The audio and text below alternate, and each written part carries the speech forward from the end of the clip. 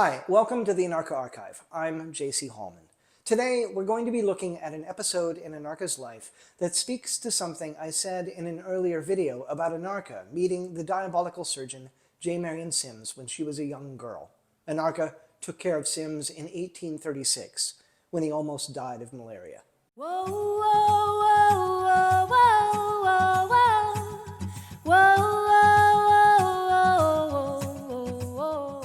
In 1848, right in the middle of Sims' experiments on Anarcha and the others, a Connecticut doctor named George Jarvis traveled to New Orleans. He got sick. It was probably typhus, also known as ship fever. He managed to travel to Montgomery, where he wound up in the care of J. Marion Sims. As I said in an earlier video, Sims was performing all kinds of experiments at this time.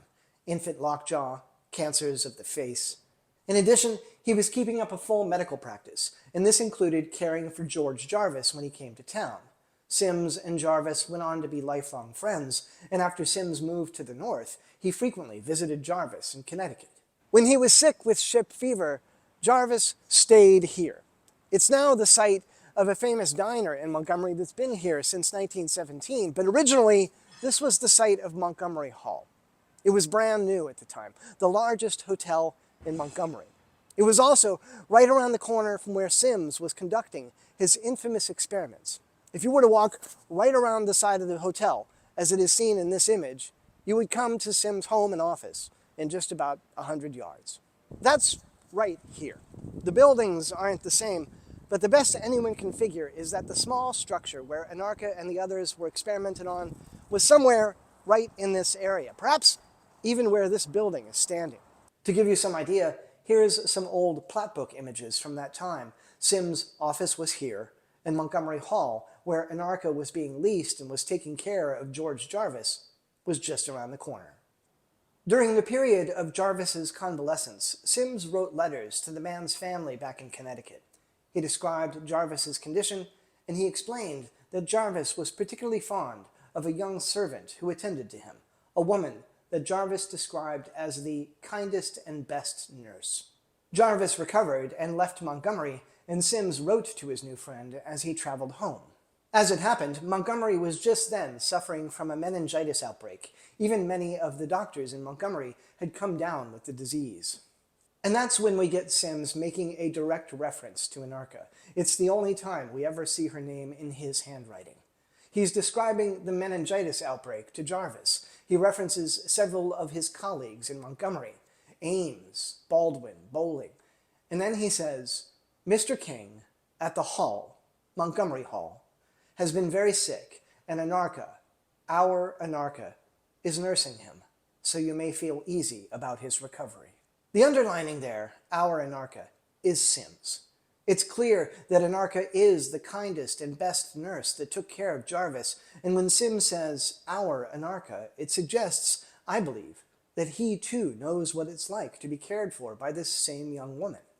Anarcha was the girl who had tended to him 12 years earlier, when he almost died. There's a couple of other curious things here too.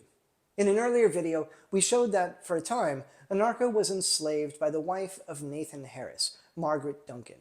But the law required that her property be held in trust by a man, George Goldthwait.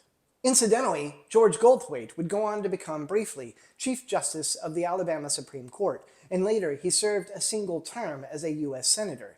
His granddaughter, Anne Goldthwait, has a sculpture, Head of a Negress Rachel, at the Metropolitan Museum of Art in New York City. There aren't any surviving records from Montgomery Hall in 1848, but what we can find from a few years later is that George Goldthwait was routinely leasing enslaved people to work as servants in the hotel. And technically, he was Anarcha's enslaver at this time. It's pretty clear that during the period of Sims' experiments, Anarcha was also being leased to work as a nurse at Montgomery Hall. And who is this Mr. King? And why is he called Mr. when all of the doctors in this same paragraph are referred to by their last names alone? And why should Jarvis be particularly concerned about whether he will recover? When I showed this letter to a man named James Fuller, who was then head of the Montgomery County Historical Society, Mr. Fuller has since passed away, he didn't hesitate. Mr. King must be a reference to William Rufus King. At this time, William Rufus King was a U.S. Senator from Alabama. He was also known to be the romantic partner of future President James Buchanan. The two men shared living quarters in Washington, D.C. for 12 years, and their letters make their relationship clear. William Rufus King went on to be elected Vice President of the United States as well, but he served in that role under President James Polk for only about a month before he died.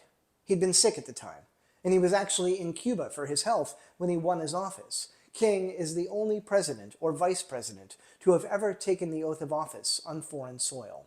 And what did he die of? Well, it's known that King had contracted tuberculosis on a diplomatic mission to France. He got sick in 1848, right around the time that Mr. King wound up in the care of Anarcha. It's central to the story of J. Marion Sims that Anarcha, Lucy, Betsy, and the others were eventually compelled to work as Sims' nurses and assistants. No one who has looked at the story closely doubts this. But what these news sources confirm is that Anarcha had been trained and had worked as a nurse long before the Alabama fistula experiments and was leased to work as a nurse at the largest hotel in Montgomery. During her time there, she cared not only for doctors, but for a man who would, in a few years' time, become Vice President of the United States. Next time, we're going to skip a little bit ahead in Anarcha's story. We'll find her in New York City.